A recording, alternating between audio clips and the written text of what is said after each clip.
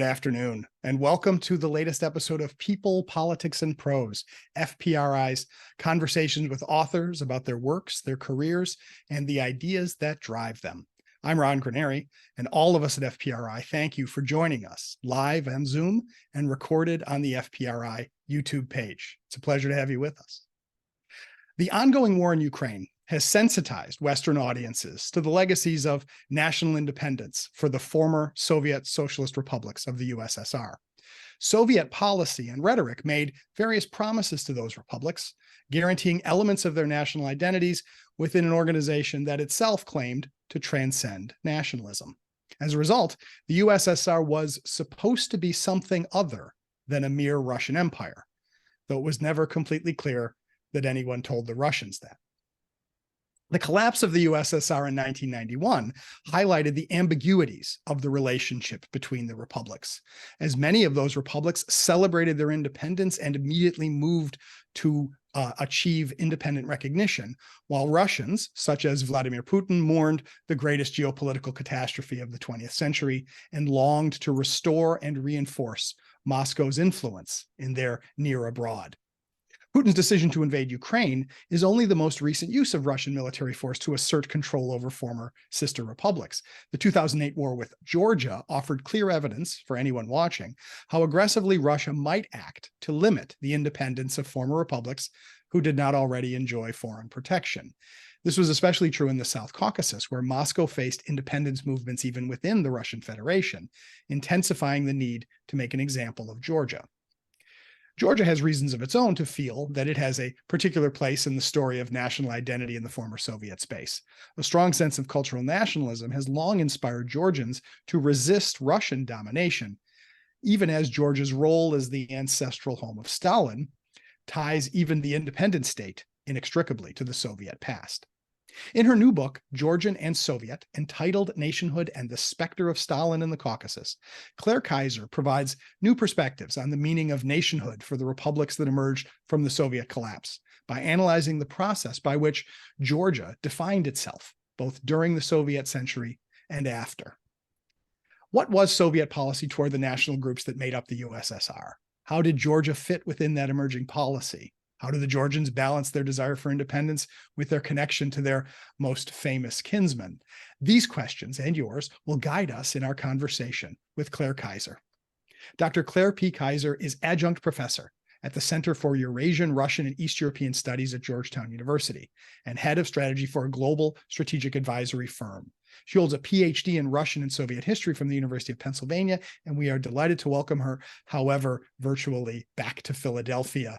Welcome to People, Politics, and Prose, Dr. Kaiser. Thank you. Thank you, Ron. Great to be here.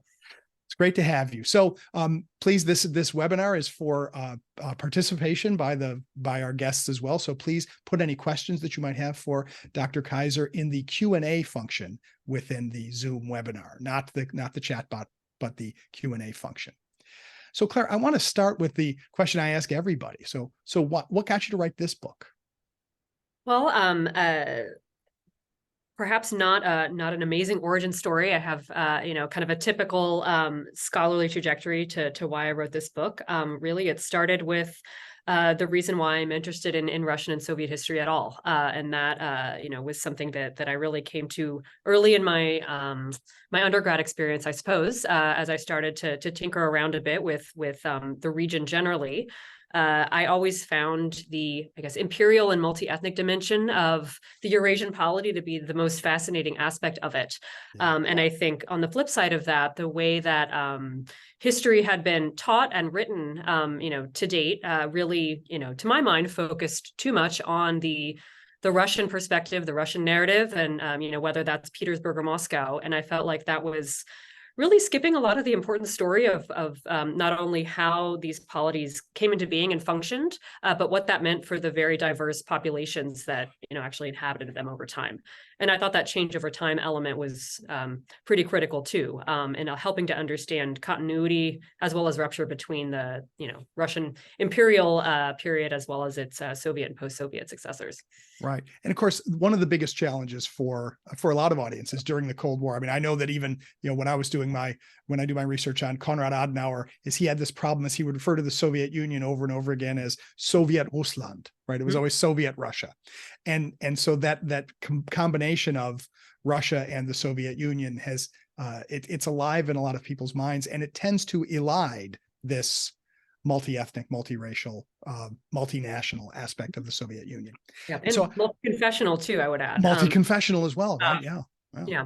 But no, absolutely. I think certainly in Washington, and I think, more broadly in the US, Soviet and Russian were one and the same. And I think, of course, there were prominent diaspora groups that certainly had a voice in US discourse, whether it's Ukrainians or Armenians or others. But I think the Soviet equals Russia, aspect was not really something that was challenged, even in the 90s, I think, that seeing the 15 independent states that emerged, as well as several territorial conflicts that, of course, continue to be in the news, even as recently in the past couple of weeks, that's all part of this, I think, illusion of the distinction between Soviet and Russian that we're still struggling to understand. Right. Well, and so for outsiders, it might have been difficult. What was it like within the Soviet Union, right? How did the leaders of the Soviet Union balance the sort of Russian preponderance versus the idea that we're supposed to be something beyond Russian nationalists?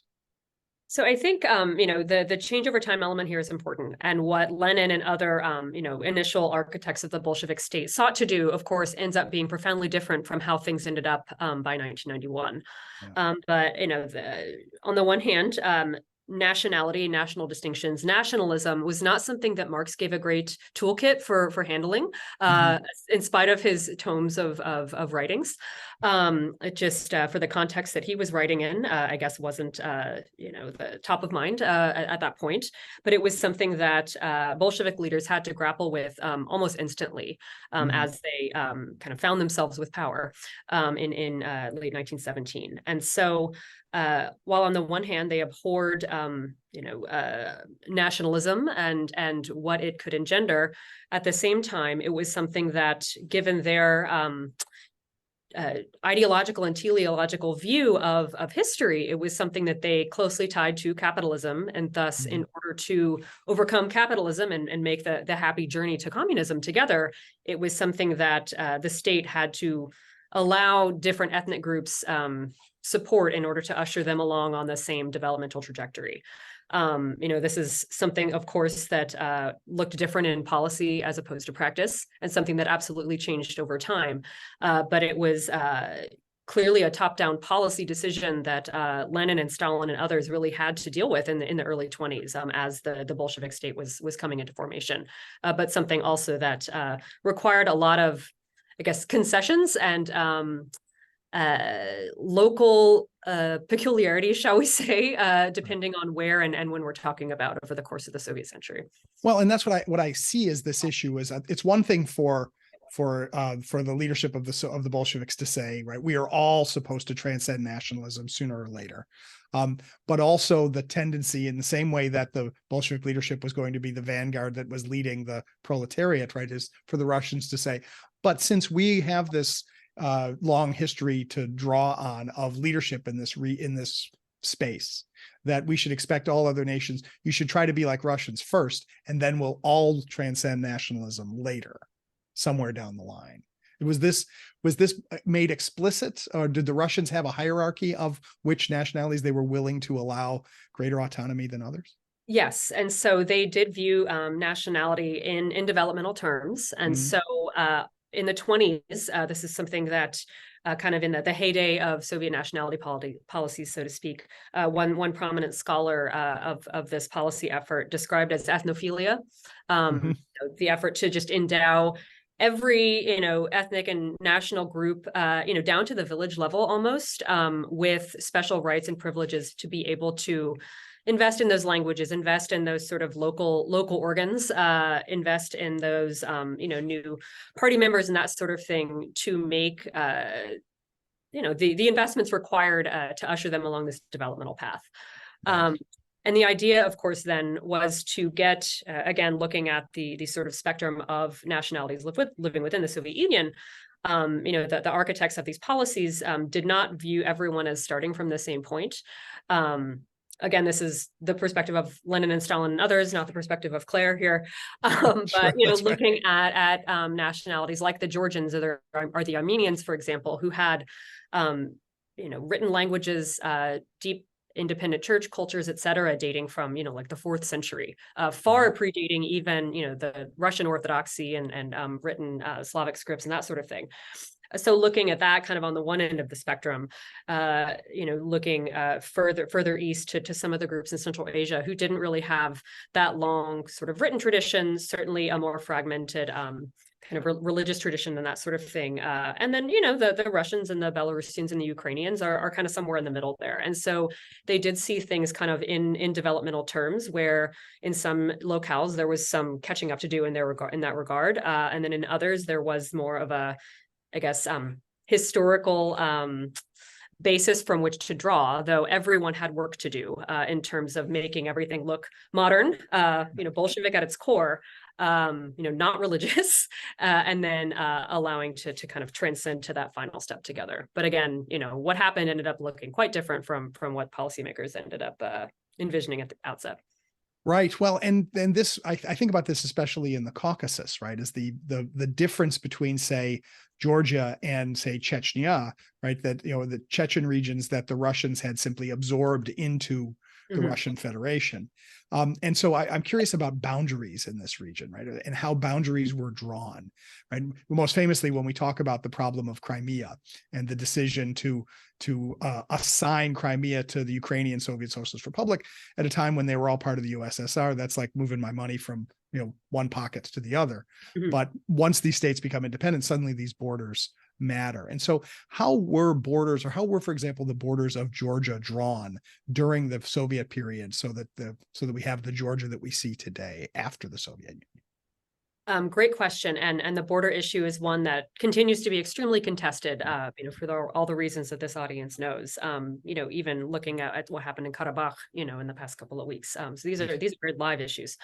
But in the case of Georgia, we had in the Russian Empire, all of the Caucasus was administered, kind of as a single viceroyalty for most of the imperial period. And then as the various revolutions in 1917 took place and power, really eroded at the center, you see this moment of independence in the Caucasus between 1918 and 1921. There were a couple of different formations there, efforts to have both a single state in the North Caucasus, very short-lived, but they tried.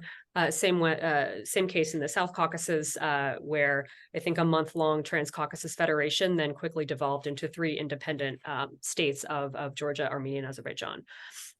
So those lasted, not quite 3 years. They included border conflicts pretty much between all 3 of the independent countries. But generally speaking, that map with some additional diplomatic resolutions between, the new Bolshevik state and Turkey are what kind of got us to the boundaries of Soviet Georgia today. And I think the key elements were less in the republic level boundaries than in the autonomies within. And that became, that was a new Soviet innovation, again, designed to allow for this developmental trajectory to take root and acknowledge prominent minority groups within some of these entities. And the system of Soviet autonomies was not limited to the Caucasus, but I think it was one of its more complex applications. And so, in Georgia, you have autonomous republics that come into being between 1921 and 1931 in Abkhazia and Adjara. Both are very, unique cases, both within Georgia as well as union-wide, and then an autonomous oblast or region in South Ossetia. So Abkhazia and South Ossetia will be familiar references to, I think, any student of international politics these days. And that is not, not an accident given how the Soviet map was drawn. And so they drew the map on purpose as a way to leaven or undermine Georgian independence, or what was the motivation, do you think? So the system of autonomies was to some extent the Stalin and others' answer to the concern that Lenin had about Great Russian chauvinism, so to speak.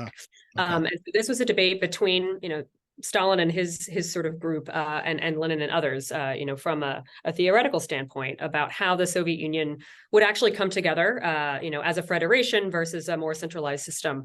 And on the kind of countrywide scale, a concern about Great Russian chauvinism was very acute, for good reason.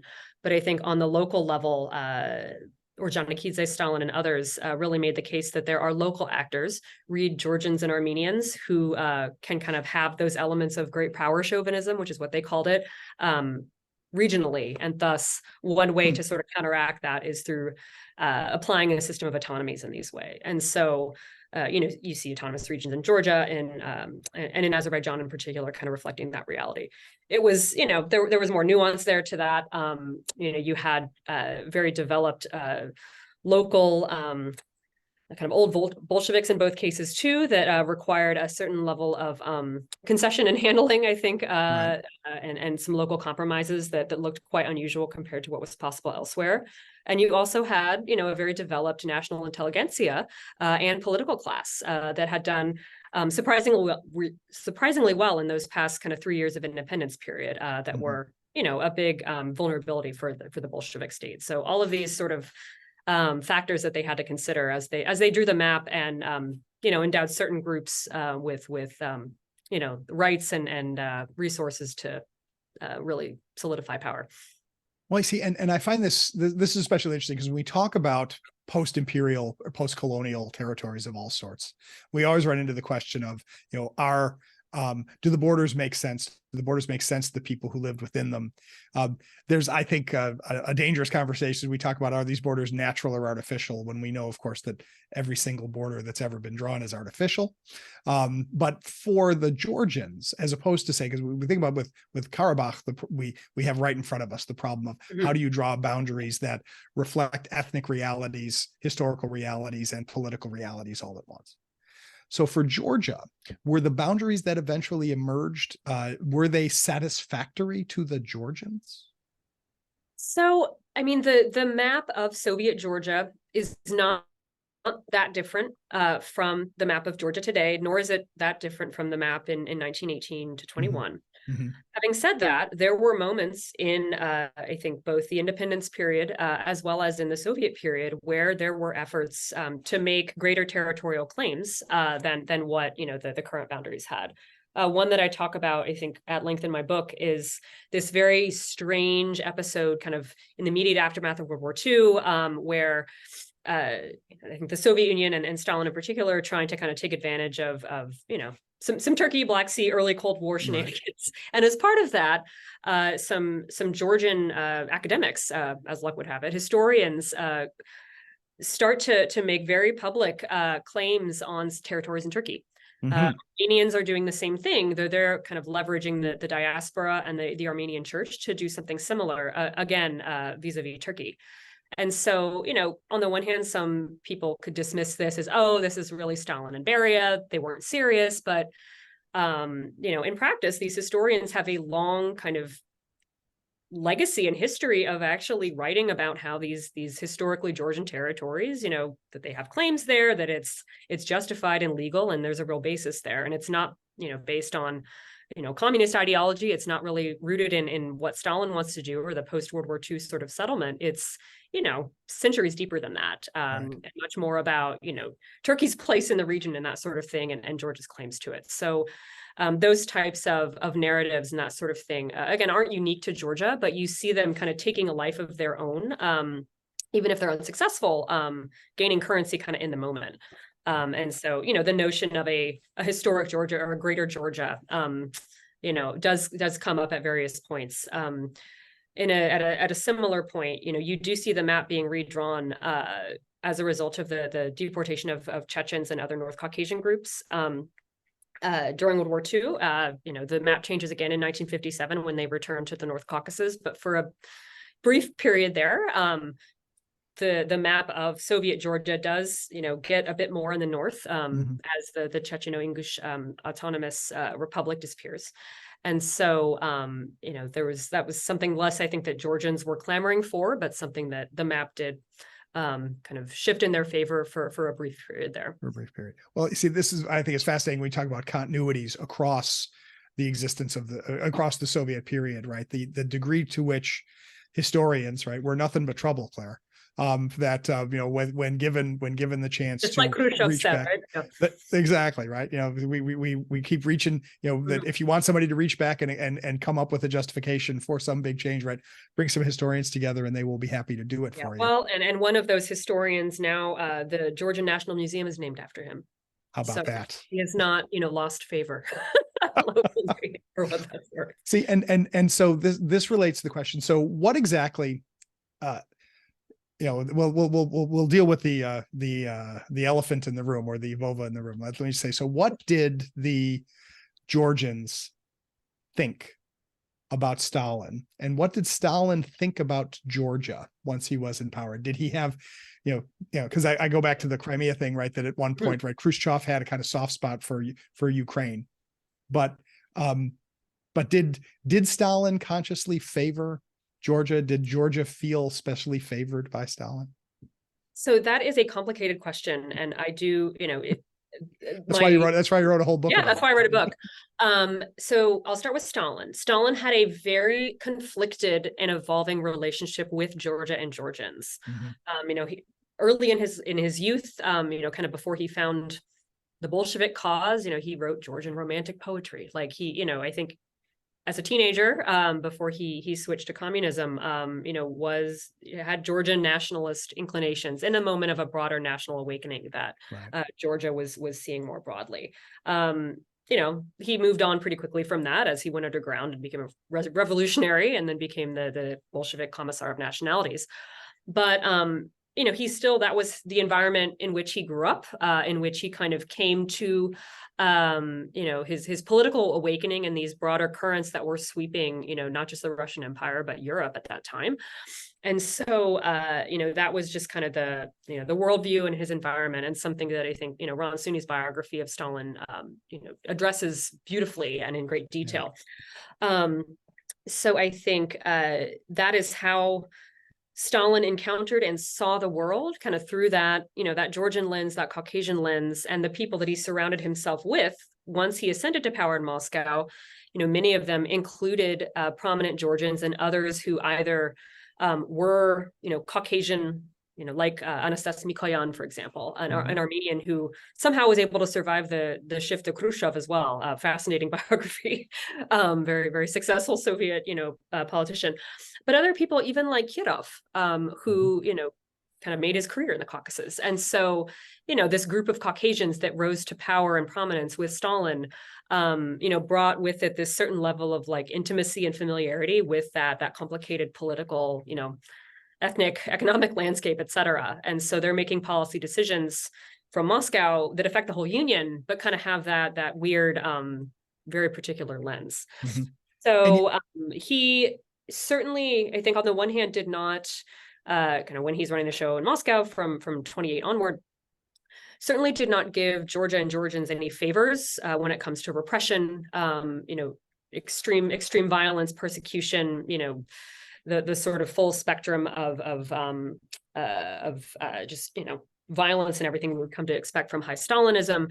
They absolutely did not get a pass, so to speak, because they had a compatriot running the show.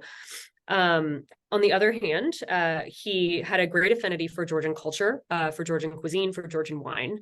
And so he could continue to persecute, I think, the people at the same time that he's promoting elements of culture, including things like, on cinema, literature. And so in the kind of from the late 30s onward, he becomes, one of the great patrons of kind of codifying Shota Rustaveli, for example, who, on the one hand, he was sort of George's Pushkin, but he, was from the 13th century, so far predated Pushkin, but, that sort of cult status for a literary figure. Stalin took a very personal, engagement in that, as well as in producing Georgian history books and screenplays and that kind of stuff, which he did a little bit of that, I think, in other areas as well, but seemed disproportionately engaged on the Georgian front there. So uneven, certainly over time, and depending on the context. But that was his very conflicted and troubled relationship, I think, with his homeland. And he, continued to speak Georgian in private for, I think, the rest of his life, even though he didn't travel too often to Tbilisi. His mother continued to live there until she died. She's buried still in the pantheon in Tbilisi of sort of great Georgians, which is interesting. Still. Yeah, she's Okay. still there. But he did spend a lot of time in Abkhazia because that's where his dacha was, and where, his leadership team would decamp for very long periods, especially as he got, older in life and less healthy. That was a good place for rest as well as policymaking. That's interesting. I want to come back to that, but I'm fascinated by the idea, as somebody who has not studied the Soviet Union in detail would be. I'm fascinated by the idea that one of his early jobs in the Soviet Union was to be the Commissar of Nationalities, and the idea that, especially because, as we said, right, a good Marxist would say, right, nationalities are tools of the capitalist, of the bourgeoisie to keep the working class divided.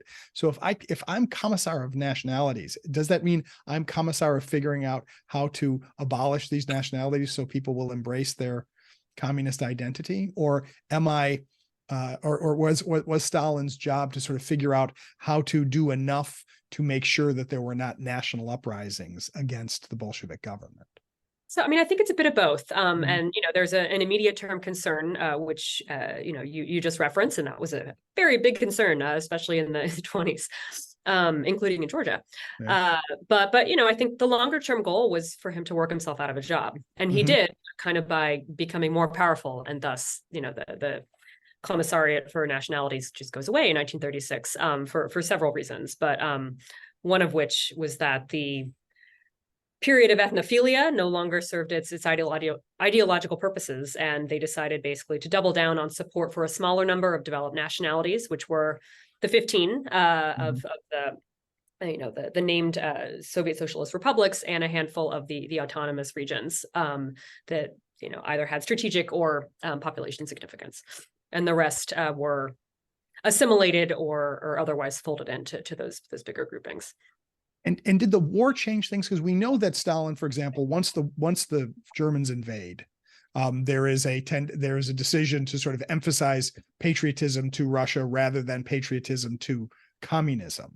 And so we talk about this, and glibly people will say, right, as he figured people would be more willing to die for Mother Russia than they would be to die for the Communist Party. But Mother Russia is one thing. If I'm a Georgian, Mother Russia doesn't speak to me, right? Did the Stalinist regime, did it say, so fight for Mother Russia and Mother Georgia and Mother Ukraine and Mother Belarus? I don't know. How did they work that? They did. And they had, local messaging basically, and parallel efforts to sort of get that message out. They were on the cultural front. You have the sort of famous Russian film like Alexander Nevsky, right? Right.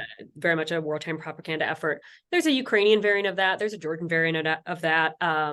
There's an Armenian variant of that. So, to kind of appeal to those local audiences and put the existential nature of the war into, their terms, basically. Right. But that was a top-down effort. You see this also in writing of national histories, and that was a place where Stalin was deeply involved in the case of Georgia, even at the height of the war, which is kind of amazing to me. But not just to tell the story of Russian-Georgian friendship, but to put it in broader historical terms. And you see it as well in the compromises made with religion. And so the Russian Orthodox Church kind of gets rehabilitated a bit, even if it's piecemeal, in order to give people something else worth fighting for, if not, the communist cause.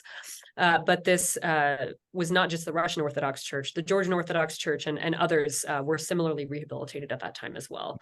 And so you have the reintroduction of a Georgian, patriarch at that time as well to kind of rally people to the cause. And then those institutions that seemed kind of like temporary wartime innovations didn't go away. See, and this fascinates me, because if you want to encourage people to have this identity, and you might want to encourage them to think about fighting. The advantage of Alexander Nevsky is they're fighting the Teutonic Knights. So you can literally say, look, the Germans are back. But if But if my national identity is fighting against Russian encroachments, right? How do I, how did the Bolsheviks, or how did Stalin, I guess, how did they finesse that? So the Alexander Nevsky equivalent in Georgia is a film called Georgi Sakadze, and so the protagonist, antagonist, etc. It's a period in Georgia where various principalities are fighting with each other, but then also figuring out ways to band together to fight against the Safavids. So that is the landscape. It's not an easy story to tell, but yeah, and there's a sort of Stalin personal plot as well, related to sacrificing his son for the greater good. That it's right. Yeah, it's not an easy fit the way that the Nevsky one is, but you see similar efforts to tie those local narratives, however seemingly detached to this bigger cause of patriotism. That's, once again, you can always hire some historians to do that too, I'm afraid. No, but he did line edit the screenplay for that one. See, that's what I find fascinating, right? Yeah. Is that the man found the time to do this. And am I correct? He line edited the screenplay, and he also exercised editorial control of published histories. Right? Yes. Yeah. So you'd think he would have other things on his mind, but this is you would think. Yeah. Well, but then the question comes up. So how do the Georgians feel about Stalin? In the sense of, in the grand scheme of things, right? During the Soviet Union, and certainly during the period Stalin is alive, one can imagine one set of things. But how does Georgia deal with de-Stalinization, and how does Georgia deal with, and even and then taking a step further, right? You mentioned that Stalin's mom is buried in the Pantheon in Tbilisi, right? How do Georgians deal with the question of, congratulations, you're Stalin's hometown? So during his lifetime, of course, there was an elaborate cult of Stalin, union-wide, and I mean beyond, right, into really throughout the socialist world. This was top down. It was very intricately constructed, and took quite a lot to undo. Following 1956. Having said that, what the cult of Stalin that developed in Georgia had a lot of, I think, local, more grassroots elements to it than what you saw kind of in the top-down fashion. It was, managed everywhere else.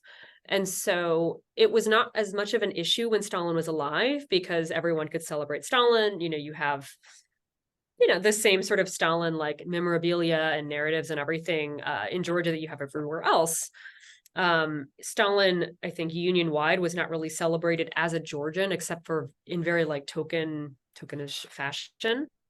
But locally, Stalin as, the great son of the Georgian nation, etc., like that there was a lot of pride there that he had, was now in charge of one of the largest countries in the world. And then, after World War II had defeated fascism. Like that was not just about the Soviet project. It was, personal and about this, had this local element to it.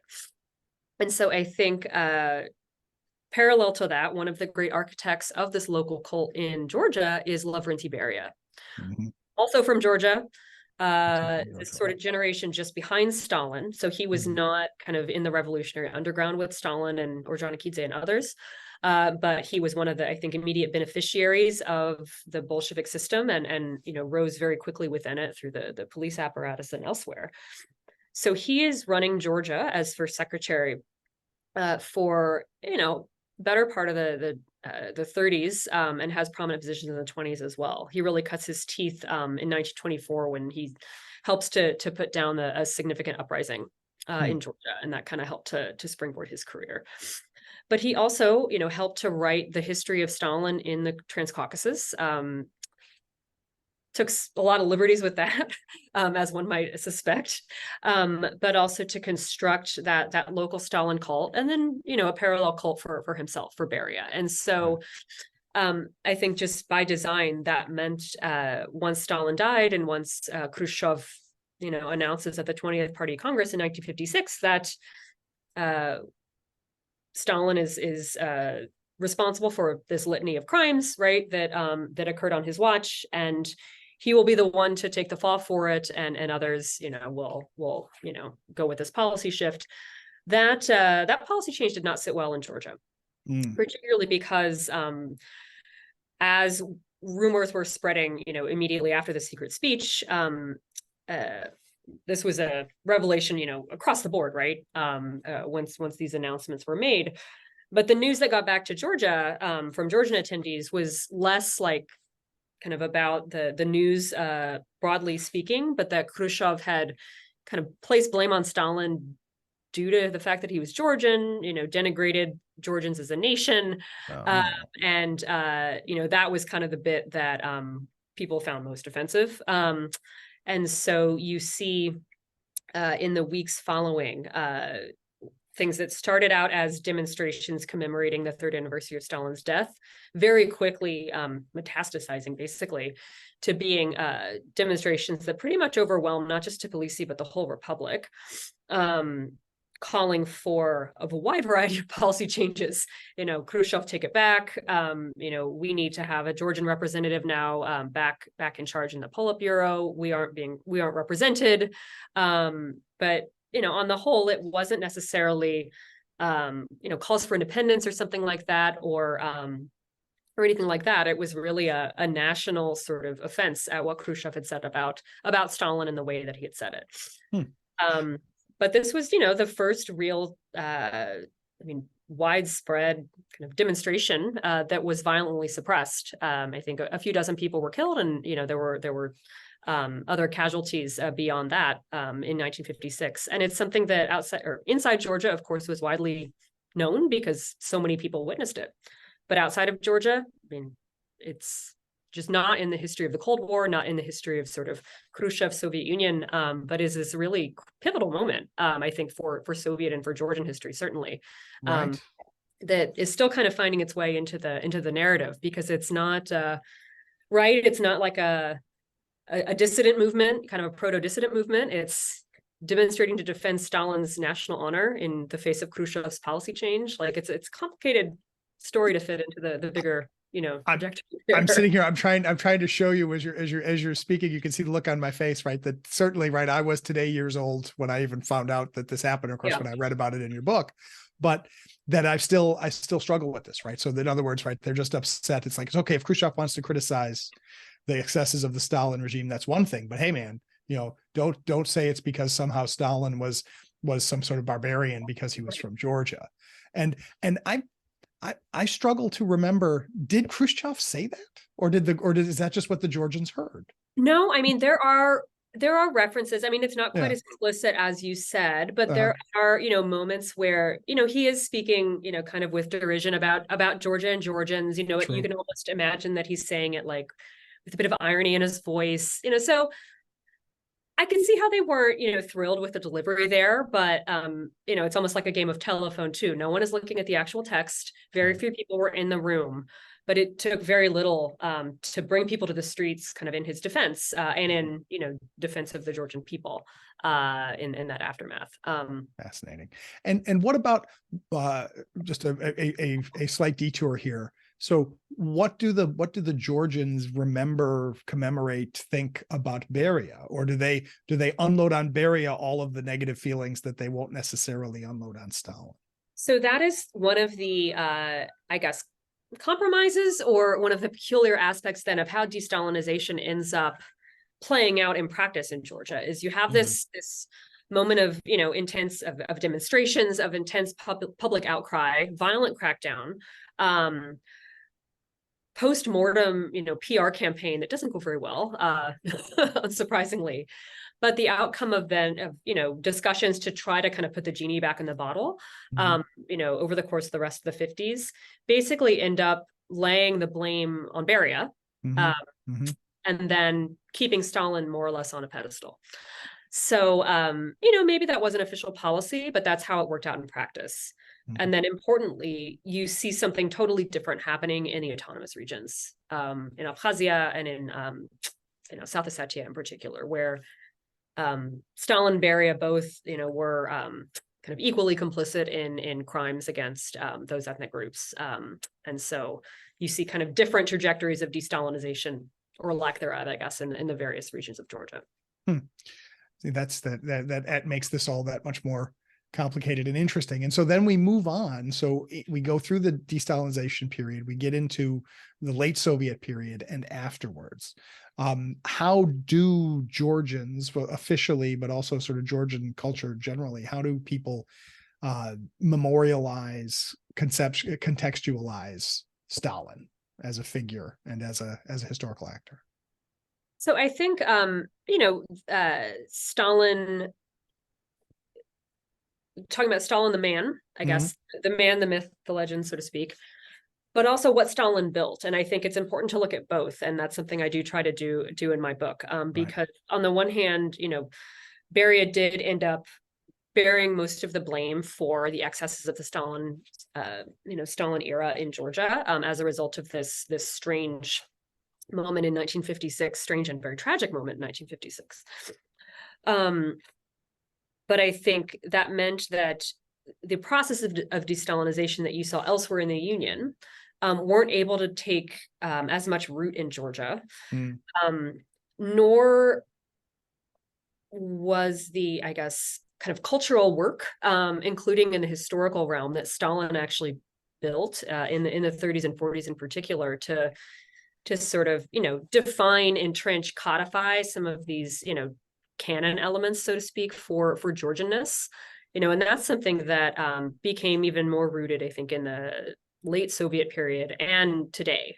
And so that is one of the sort of threads of continuity that I really see, going 70s, 80s, 90s, even still, where, of course, Stalin, his history, his role, kind of his personal crimes, engagement with Georgia and the rest of the world, that continues to have strange afterlives in Georgian politics and society, but it typically isn't talked about in conversation with kind of what Stalin built and promoted on a local level. And that's something that, I find to be especially interesting now, that those conversations are divorced, and I don't know that they really should be. And is that still the case? Like, even when, I mean, I know that we will talk a little bit more in a bit about the contemporary situation, the sort of approach avoidance between the current regime in Tbilisi and Russia. But even during, say, periods like, say, during the Rose Revolution, or even just during the period when Georgia was really sort of feeling its oats as an independent state that was even imagining itself as being, tied to the West. Was there an explicit change in the way they dealt with Stalin, or was it just more of this, right? Well, the Stalin period was a period of development, and it helped to create modern Georgia, and so I guess that's okay. So I think a couple of different elements here. There's kind of what historians in Georgia have looked at, what government policy has tried to do, and then what kind of the grassroots civil society, et cetera, is doing, because they all have a voice here, but also are not necessarily speaking in concert. So I think, as far as, the profession of history and that sort of thing, for the most part, Georgian historians tend to want to not study the Soviet period. They look at, periods of Georgia's golden age, Georgian national awakening in the 19th century, and that sort of thing. The history of Stalin is not something that they have wanted to probe, too much. We have seen, kind of since the, kind of post-Rose Revolution until today, interest in the Stalinist past coming more from kind of the civil society sector, public memory, public history, making sure that broader swaths of society understand, what Stalinism meant for Georgia, for the Soviet Union, uncovering his crimes, but it's much more of a kind of civic activism kind of effort, transparent archives, that kind of stuff, all really important developments, but it's not coming from kind of the entrenched historian group. It's younger civic activists and that sort of thing. And then on the policy side, and that the civil society groups have worked, I think, very closely with foreign scholars to try to bring those conversations into wider lens, which has been really, really helpful. On the policy side, in the Saakashvili period, so we're talking 2003 to 2013, give or take, which would have been the period of time when you yourself researched in Georgia, Yes. right? Yes. Yeah. So Okay. my kind of big research stint was between 2011 and 2013. So I was Mhm. there kind of for the election that brought Georgian Dream into power, but had this weird limbo where Saakashvili was also still in office, and they had a Right. very strange arrangement there. But Saakashvili, took a lot of cues from leaders in the Baltics in particular for how to deal with the communist past. So he opened, a museum of Russian occupation, Mhm. which is now in this museum that's named after Simon Janashia, the guy who, this historian who made the territorial claims against Turkey in the Stalin era. And so the Saakashvili kind of driven narrative about Georgian history was one of, kind of unquestioned occupation by Russia. And this is the narrative thread that really runs from 1783 all the way through 2008. It's one occupation, one war, etc. Right. Right. And the museum itself is still there. Mhm. It skips over a lot of elements in the Soviet period in particular, but it's a place where tourists go. And as part of that kind of Balticization, I guess, of the Soviet past in Saakashvili's tenure, we also see efforts to codify into law, decommunization. So stripping Soviet symbols from public buildings and all that sort of thing. So, the hammers and sickles and the stars are all stripped. And that, by and large happened, but Right. it only is confined to public buildings. And I think technically it was not just communist symbols, it's, Nazi symbols as well.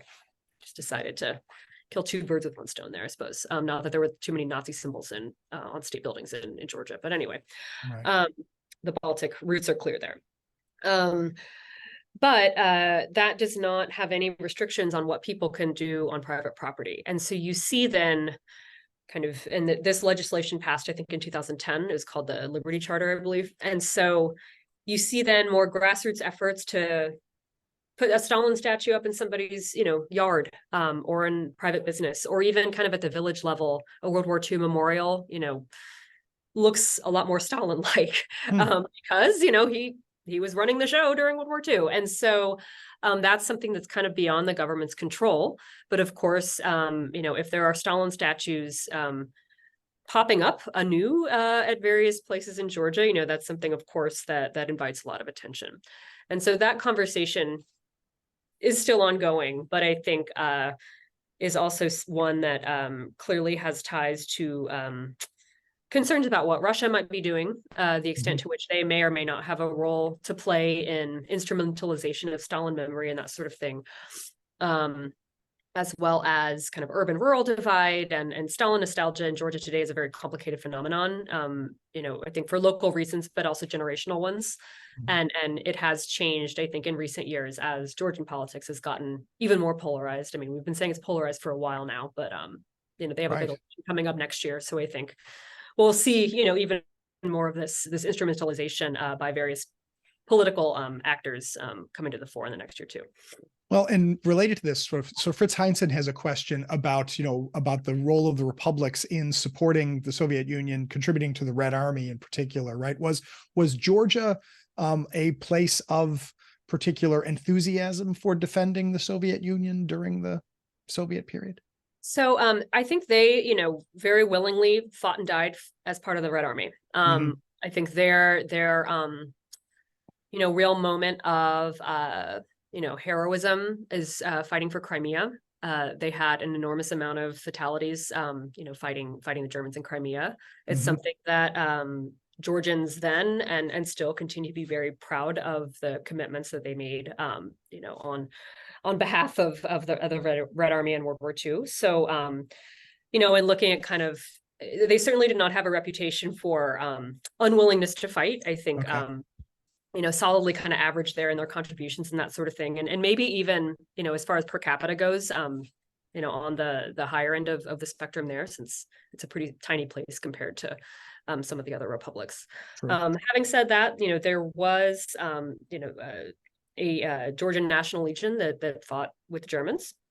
And then there were some Georgian groups that switched sides a couple of times, but I think technically fought like one of the last battles of the war in Northern Europe. And so there's kind of like a weird last stand of Georgians fighting too. So they have a strange and varied World War II history there. But I think on the whole, we're committed and proud, Red Army patriots there. And one of the soldiers who placed the Soviet flag on the Reichstag, I believe, is attributed to be Georgian. So okay. Yeah. See, this is interesting to me, and especially you used a couple of terms which I think were very apropos, thinking about contemporary issues like the Balticization of Soviet history, right? Because we know the Baltic republics have made very clear how they view the period of being part of the Soviet Union, right? It's a period of occupation, and they prefer to tell that narrative that way, but that the Georgians don't. They don't necessarily see it that way, or they have not always seen it that way. And I think about that in relationship to contemporary politics and in relationship to the ongoing war in Ukraine. That certainly, as you say, was it Georgian Dream as a government has drifted? I don't know if that's the right verb, but I'm going to use it. Drifted closer to Moscow than the Georgians certainly were under Saakashvili. And where do the Georgians today see themselves in relationship to the ongoing Russian war in Ukraine, and what that means for Russia attempting to sort of reassert its dominance over the former Soviet Union? Mm-hmm.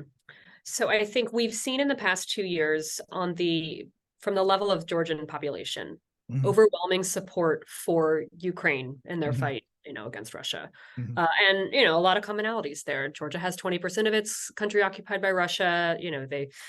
I think in some cases we're saying, hey, we've been telling you all this, and, here it's happening in Ukraine. But a great sense of, camaraderie, I guess, with what their Ukrainian, compatriots are facing. And that's on the popular level. Humanitarian support. If you go to Tbilisi, I mean, there's Ukrainian flags everywhere, like just huge outpouring of public support for the Ukrainian cause. I think on the government side, I would say they certainly are less overtly hostile to Russia than Saakashvili was and is. Right. They have been much more guarded in their support for Ukraine.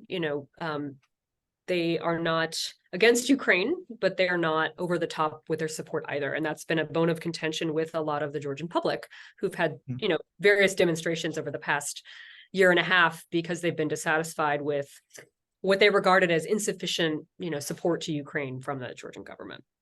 And I think that's for a variety of reasons. But, on the one hand, Georgia has an important election a year from now. It should be next October, where Georgian Dream is the incumbent, so they're in good position to fare well in that election.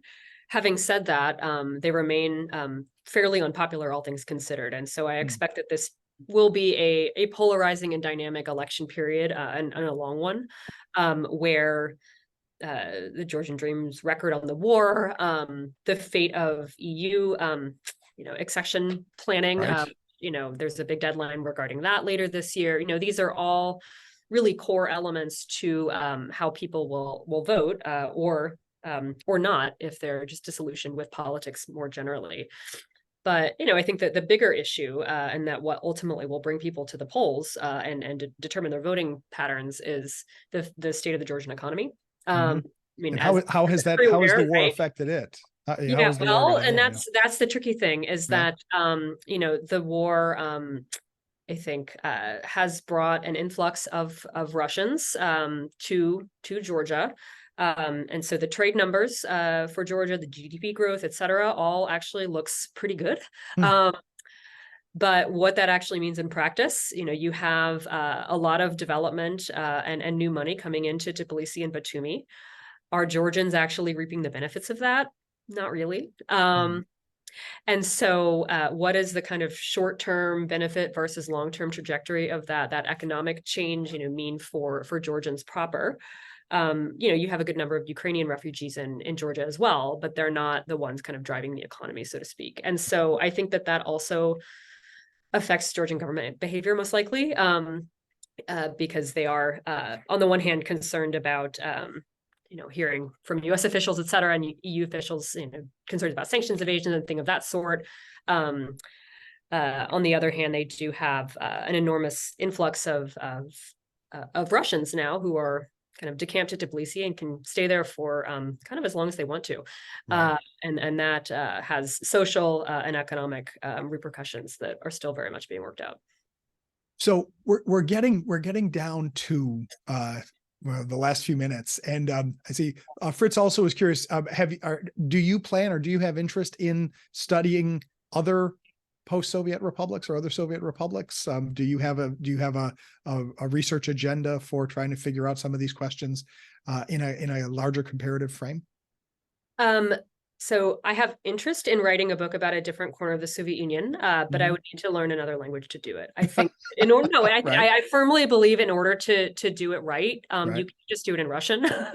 That's why I took the time to learn Georgian, a decade ago or whatever it was, because it is a different story if you're not limiting yourself to, Russian language sources, scholarship, et cetera. And so. Sure.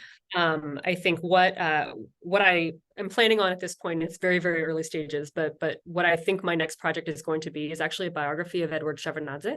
Ooh, all right. Which I think, it tells an interesting Soviet, post-Soviet story, thaw generation, Totally. new world order, new thinking. It brings a lot of interesting themes that I just start to scratch the surface of in my book, but really brings us to our current moment. And given the sort of disconnect between how Shevardnadze is regarded in the US, which I think is, very, very positive, glowing, how he's regarded in Georgia and in Russia, very, very different.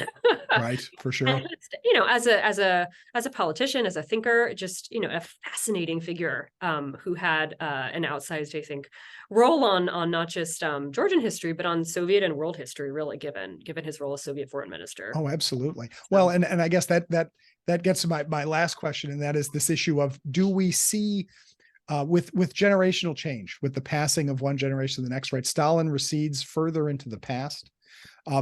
Does that essentially work to the advantage of Stalin's historical reputation, right? In the end, right? Will Georgians simply say, the Soviet Union was shaped by a Georgian, and that is a positive historical development because the details of Stalin's rule are somehow less significant than the fact that he is Georgian? Yeah. And also, how will Georgians, do you think, in future generations who have not lived through the Soviet experience, how will they imagine the place of Georgia in the Soviet Union? So I think, that's something that a lot of these activists, civil society groups, et cetera, are working now to try to get in front of, to the extent that is possible, because, on the one hand, you have kind of the Brezhnev generation who is getting on in years, but has a certain nostalgia for their youth, which happened to be in the Soviet period, which happened to be in a period of sort of Stalin rehabilitation under Brezhnev, right? So those all kind of go together. But once that generation is no longer on the scene, Stalin will survive in memory. Right. And so I think that Stalin's kind of, Gen Z audience, so to speak, or millennial audience even, who didn't have the direct experience of living in the Soviet Union. I think that that's very much where the public history sort of goal is today, and making sure that that is a conversation that is had on Georgian terms and one that's not instrumentalized by, Russian or outside forces. And so it will continue to be a challenge, particularly as, tourists continue to go to Stalin's birthplace in Gori. And that's like one of the places that you go if you visit Georgia, and remains largely in the same state that it was in like the 50s, when it was really, really established. But I think, there is a group of activists who are engaged on these issues now who are taking this seriously. But the state of Georgian politics, how polarized it is, and in particular, I think some of the urban and rural dynamics in Georgian society today, lend themselves to Stalin taking new forms in the future politically, which is quite concerning. Is quite concerning. Is a fascinating question to consider. We try to leave these conversations on a hopeful note, but we'll say that there's going to be plenty more history to deal with, right? I guess that's one way or another. And Thank you, Claire Kaiser, for joining us to talk about your book. It's amazing how fast an hour goes by. So thanks for being here. No, thanks. It was a pleasure. And, in Georgia, it's important to take the long view. They have an extremely long history. Stalin's role was, an important one, but in the grand scheme of Georgian history was also a blip. So for what that's worth. So I think the long view allows us to maybe be more optimistic than this conversation perhaps sounded. Well, I like the sound of that. Well, and for those of you who want to understand the history, Georgian and Soviet is available in bookstores now from Cornell University Press. Our author was Claire Kaiser, who joined us today on People, Politics, and Prose. We're so grateful that she could. FPRI thanks our sponsors and partners for their generous support for this event. We thank all of you for joining us. And if you are joining us for the first time or for the 15th time, we hope that you will consider becoming a sponsor, partner, friend, supporter of FPRI so that we can continue to have conversations like this. Because even though this conversation is over, this is really just the beginning. The world goes on, and we will be here to discuss it at FPRI. If you've enjoyed your conversation, if you've enjoyed this discussion today, please tell a friend. Bring a friend next time when we gather to analyze our complex world. To keep up with future episodes of People, Politics, and Prose and other events at FPRI, visit our website, fpri.org, like us on Facebook, and follow us on that site that used to be called Twitter. You can follow the host of this program on that particular site at Ronald Graneri. That's all for today. But until next time, for all of us at FPRI, I'm Ron Graneri. Thanks for joining us.